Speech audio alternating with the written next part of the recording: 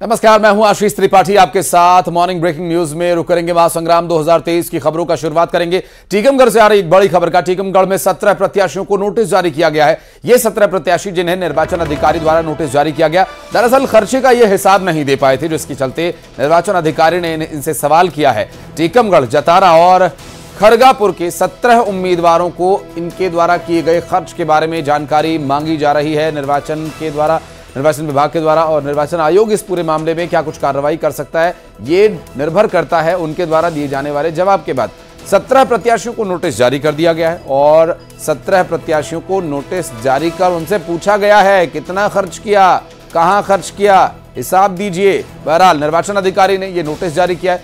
क्योंकि निर्वाचन आयोग निष्पक्ष चुनाव के लिए जाना जाता है पूरी दुनिया में, ऐसे में प्रत्याशियों को अपना हिसाब देना होगा।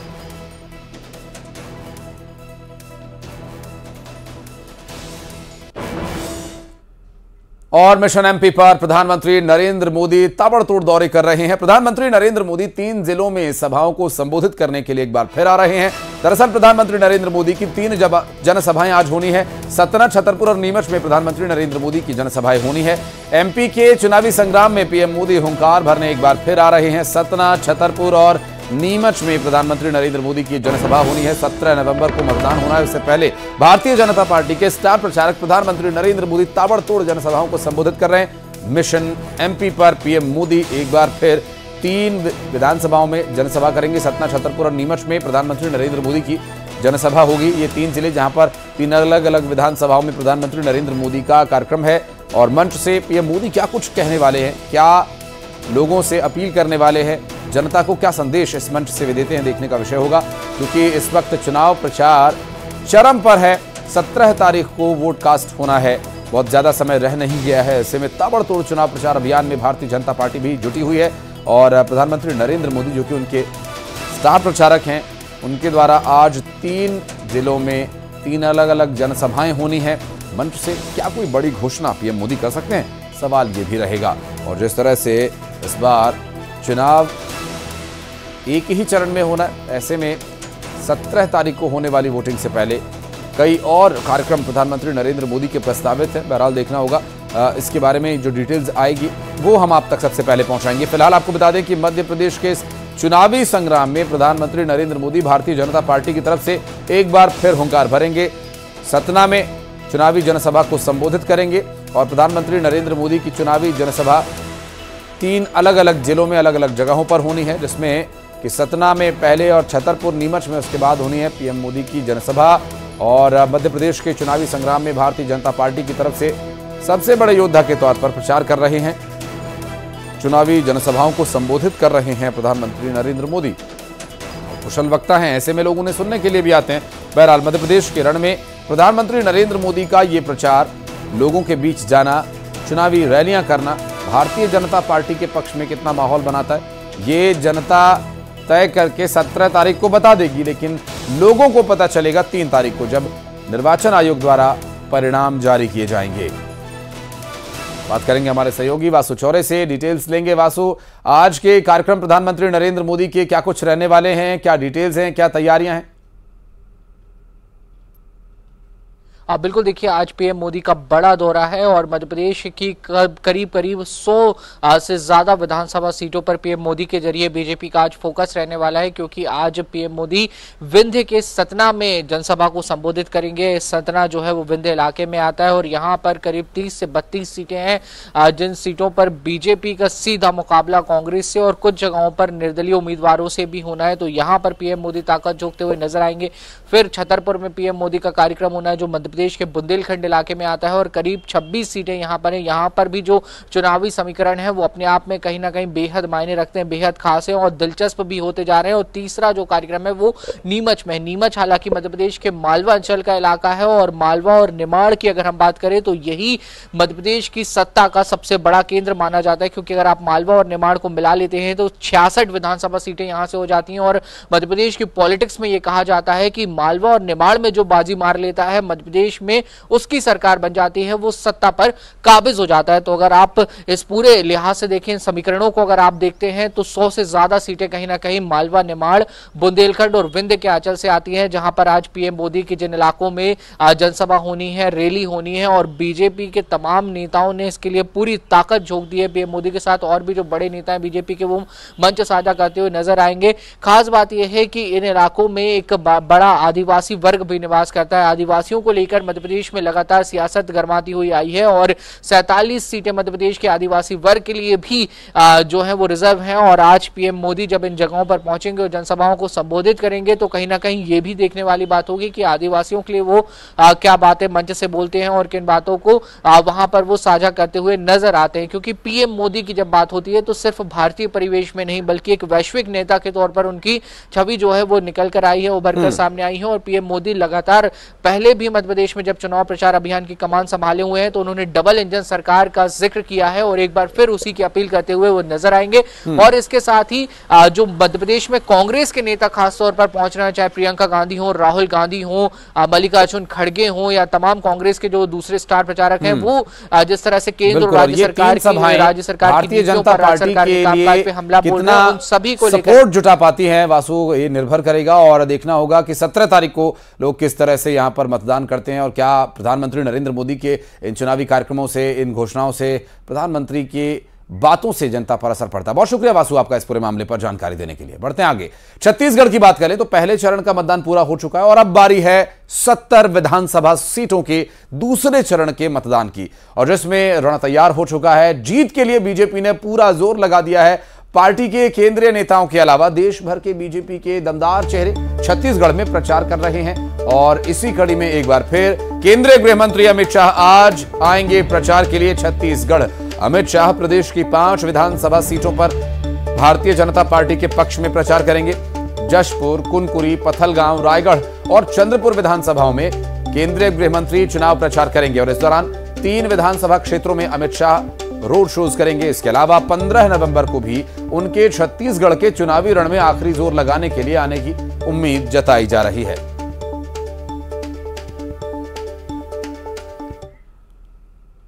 एक तरफ बीजेपी तो दूसरी तरफ कांग्रेस पार्टी ने भी पूरा जोर लगा दिया है मध्य प्रदेश के चुनाव प्रचार के अभियान में। सतना, रीवा में प्रियंका गांधी वाड्रा की जनसभाएं होनी है। सतना, छतरपुर में कमलनाथ लोगों से वोट करने की अपील करेंगे कांग्रेस पार्टी के पक्ष में। मध्य प्रदेश के चुनावी संग्राम में प्रियंका गांधी वाड्रा, कमलनाथ जैसे बड़े नेता हुंकार भर रहे हैं और शिवराज सिंह चौहान पर प्रियंका गांधी का सियासी वार भी देखने को मिला। तो देखना यह भी दिलचस्प होगा कि आज प्रियंका गांधी वाड्रा क्या कहती हैं उस बयान के बारे में जो मुख्यमंत्री शिवराज सिंह चौहान ने प्रियंका गांधी वाड्रा के बारे में दिया था। दरअसल ये विषय उस वक्त सामने आया जब कमलनाथ ने घोषणाएं करवाई मंच से प्रियंका गांधी वाड्रा से। प्रियंका गांधी वाड्रा की घोषणाओं को लेकर शिवराज सिंह चौहान ने कहा था कि उन्हें कांग्रेस पार्टी ने झूठ बोलने की ट्रेनिंग दे दी है और वो तो झूठ बोल रही हैं। अब आज देखना होगा क्या प्रियंका गांधी वाड्रा उस बयान पर कोई प्रतिक्रिया देती हैं या फिर अपने चिर परिचित अंदाज में वो नजर आएंगी मंच पर। देखना होगा दिलचस्प। कांग्रेस पार्टी पूरी तरह से जुटी हुई है इस बार के विधानसभा चुनाव में 2018 के परिणामों को दोहराने की, उनसे बेहतर परिणाम हासिल करने के लिए। लेकिन प्रदेश की जनता किसे चुनती है ये तय होगा 17 तारीख को, पता चलेगा 3 दिसंबर को। लगातार इस पर अपडेट्स हम आप तक पहुंचाते रहेंगे।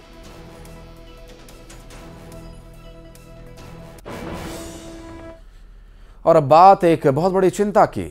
जी हां, मध्य प्रदेश के कई शहरों में एयर पॉल्यूशन काफी बढ़ गया है। हालात ये हैं कि सबसे स्वच्छ शहर इंदौर की हवा भी खराब हो चुकी है।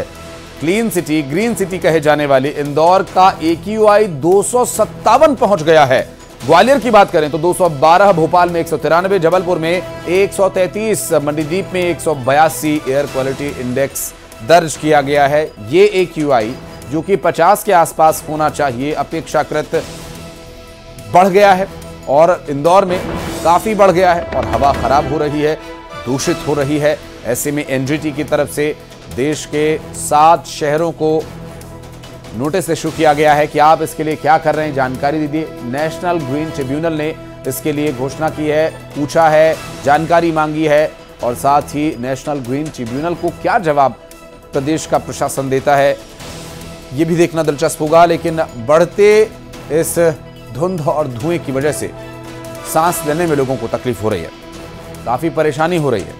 ग्वालियर में क्या स्थिति है वो भी बताएंगे आपको। सुशील कौशिक से जानने की कोशिश करेंगे, हमारे सहयोगी इस वक्त हमारे साथ मौजूद है।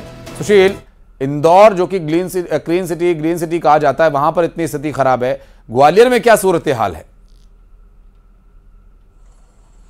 बिल्कुल, देखिए मध्य प्रदेश की अगर बात करें तो मध्य प्रदेश के कई शहरों का जो प्रदूषण स्तर है, AQI लेवल, वो घातक स्तर तक पहुंच चुका है। राजधानी जो आर्थिक राजधानी है इंदौर, उसकी बात करें तो 257 है एयर क्वालिटी इंडेक्स का लेवल। ग्वालियर में भी अगर देखें तो 227 के पार सुबह से ही चला जाता है एयर क्वालिटी इंडेक्स। इसके अलावा चिंता की बात यह है कि उज्जैन और रतलाम जैसे शहरों का जो AQI लेवल है वो भी 200 के पार जा रहा है।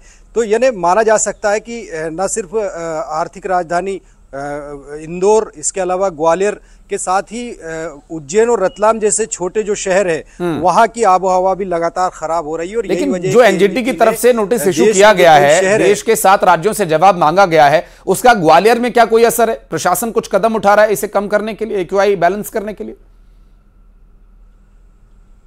बिल्कुल, देखिए AQI बैलेंस करने के लिए प्रशासनिक स्तर पर कवायद जारी है। जहां तक बात है, जिन इलाकों में सड़कों का निर्माण हो रहा है वहां पर पानी का छिड़काव किया जा रहा है ताकि वहां धूल के कण ना उड़े, जिससे PM10 का लेवल बढ़ने से AQI लेवल लगातार घातक स्तर तक पहुंचता है।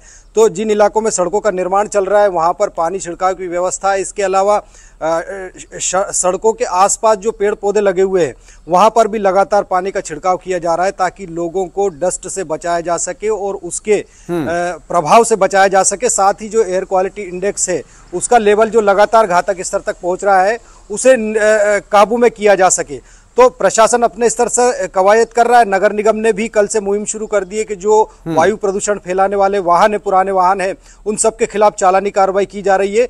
कल करीब 400 से ज्यादा ऐसे वाहनों के खिलाफ कार्रवाई की गई जो प्रदूषण स्तर जो है मानक से ज्यादा फैला रहे थे। तो निश्चित तौर पर पुलिस और प्रशासन के साथ ही नगर निगम, NGT, तमाम जो विभाग की बात है वो अब सक्रिय हो गए, क्योंकि AQI की स्थिति दिल्ली NCR में होती थी वो हम देखते थे वहां, लेकिन अब मध्य प्रदेश में स्थितियां, ग्वालियर जैसी जगह पर यहां पर अगर ये पोजीशन हो रही है, ये स्थिति बन रही है तो बहुत ही चिंता की बात है। ग्रैब के बारे में भी क्या प्रशासन का तैयारी कर रहा है ये भी देखने का विषय होगा और आम लोगों को भी इसके बारे में थोड़ा जागरूक होना होगा, थोड़ा सतर्क होना होगा, प्रशासन की बातों को मानना होगा। बहुत शुक्रिया सुशील इस जानकारी के लिए। बढ़ते हैं आगे। कैलाश विजयवर्गीय का कांग्रेस पर प्रहार, कांग्रेस की सभा को लेकर कहा कि सभा एक फ्लॉप शो रहा। दरअसल प्रियंका गांधी वाड्रा प्रचार के लिए आई थी, जिस पर उन्होंने कहा कि ये तो फ्लॉप शो था, जो लिख कर दे दिया जाता है वो पढ़ लेती हैं, प्रियंका को सिर्फ लोग देखने आते हैं। इंदौर विधानसभा की जनता उनको देखने भी नहीं आई। यूपी चुनाव की तरह MP चुनाव में भी कांग्रेस का ये हाल होगा। आपको अगर याद हो, उत्तर प्रदेश के चुनाव में प्रियंका गांधी वाड्रा ने कांग्रेस पार्टी के प्रचार की कमान संभाली थी, लेकिन उत्तर प्रदेश में कांग्रेस पार्टी के पास सीट के नाम पर कुछ नहीं आया। यूपी चुनाव जैसा हाल होगा ऐसा कहना है कैलाश विजयवर्गीय का। उम्मीद से बहुत नीचे प्रदर्शन रहा था उत्तर प्रदेश में, और जिस तरह से मध्य प्रदेश में ताबड़तोड़ प्रचार में प्रियंका गांधी वाड्रा जुटी हुई हैं, उस पर कैलाश विजयवर्गीय का कहना है कि जो लिख कर दे दिया जाता है वो पढ़ देती हैं, जनता उन्हें देखने के लिए भी नहीं आई।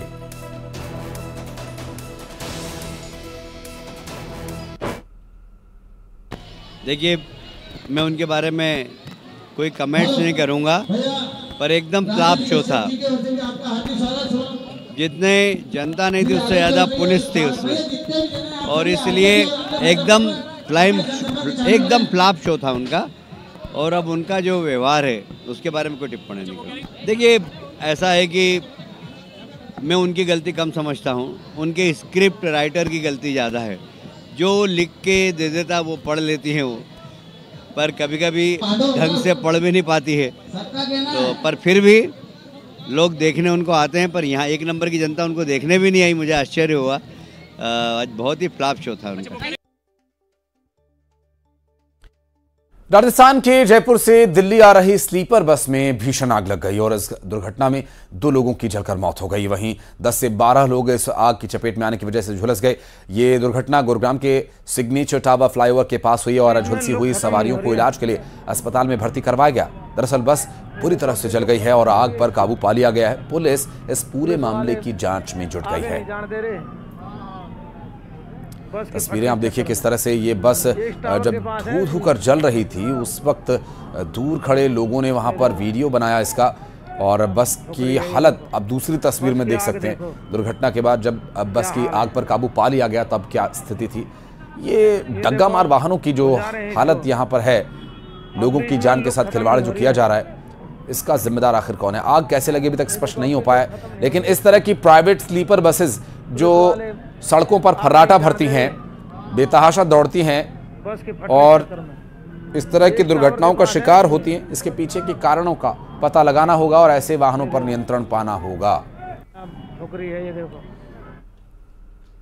और करेंगे आगे कुछ अन्य खबरों का। इंदौर में डबल मर्डर की वारदात से सनसनी फैली हुई है। नौलखा के IADA में मल्टी में पिता और बेटी का शव बरामद हुआ। मौके से फॉरेंसिक टीम ने सबूत जुटा लिए हैं। दरअसल बेटा परिवार का फरार बताया जा रहा है और शक ये जताया जा रहा है कि बेटे ने ही दोनों की हत्या की है, जिसकी तलाश अभी की जा रही है।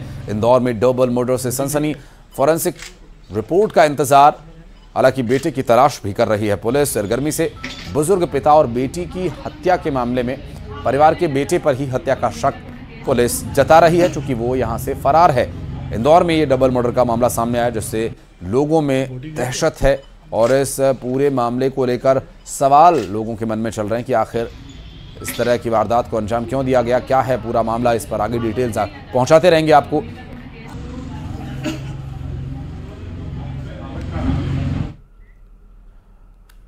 और बिलासपुर में 2.5 लाख रुपए की कीमत की साड़ियां बरामद की गई हैं। दरअसल यहां चुनाव चल रहा है और ऐसे में पेट्रोलिंग के दौरान 200 नग साड़ियां यानी 200 साड़ियां बरामद की गई हैं। कोटा थाना क्षेत्र के ग्राम जोगीपुर भैंसाझार नहर से पिकअप को रोका गया। वहां पर जब जांचा गया तो पिकअप में साड़ियां लादकर ले जाई जा रही थी।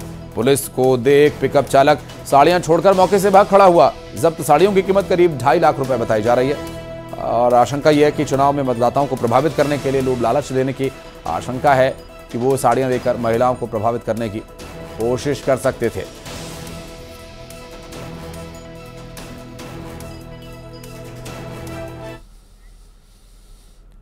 देश के हुनर को अंतर्राष्ट्रीय स्तर पर पहचान दिलाने और शिल्पकारों को उनकी कलाकृतियों का बेहतर बाजार मुहैया कराने के लिए रिलायंस ने अपस्केल लग्जरी स्टोर स्वदेश लॉन्च किया। रिलायंस फाउंडेशन की चेयरपर्सन और फाउंडर नीता अंबानी ने स्वदेश के पहले फ्लैगशिप स्टोर का हैदराबाद में उद्घाटन किया और इस स्टोर में अपस्केल एथनिक, हस्तशिल्प, मूर्ति, फ्यूजन क्लॉथ, घरेलू डेकोरेशन, पेंटिंग्स, कॉर्पोरेट जैसे बेहतरीन आइटम्स मुहैया कराए जा रहे हैं।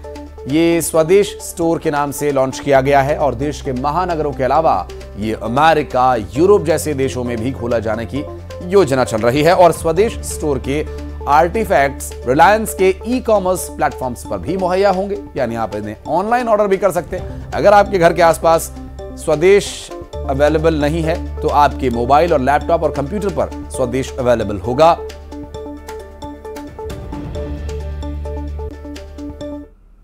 You know, India has such a rich history of culture and heritage. We are home to more than 4,000 different kinds of arts and crafts and more than 70 lakh artisans. Nowhere in the world there is this kind of diversity. So Swadesh is actually a humble tribute to all these artisans of India. They are really the pride of our country. And I think the Swadesh store in Hyderabad is our first flagship store. And we are so delighted to start our journey from Hyderabad. We plan to take Swadesh not only across India, but with God's blessings to the US and Europe. बहुत अच्छा लगा स्वदेश में आके। I would like to congratulate Nita Ambani ji, जिन्होंने आज यहाँ पे स्वदेश खुलवाया है। और ऐसी चीजें चाहिए इंडिया में, क्योंकि हमें लोकल चीजें भी चाहिए, लोकल आर्टिस्ट की चीजें चाहिए जो और आगे आ सके और लोग खरीद सके। इतने अच्छे अंदर मूर्ति हैं, दुपट्टे हैं, कपड़े हैं, बेडशीट्स हैं, तो मुझे तो सब कुछ बहुत अच्छा लगा। आई होप फ्यूचर में मैं आऊँ इधर और काफी चीजें खरीद सकूं। इनफैक्ट मम्मी ने आज यहाँ पे दुपट्टा भी खरीदा जो बहुत सुंदर था। तो आई कैन ओनली विश स्वदेश all the very best and I hope future में ऐसे और भी स्टोर्स इंडिया में खुले। मुझे बहुत खुशी होती है स्वदेश हैदराबाद में flagship store it has opened and I just want to wish Nita bhabhi all the best and congratulations on this first flagship in Hyderabad. It's an honor for us and it's truly our pleasure to have her here. और यहाँ एक छोटा सा break ले रहे, बहुत जल्द लौटते हैं।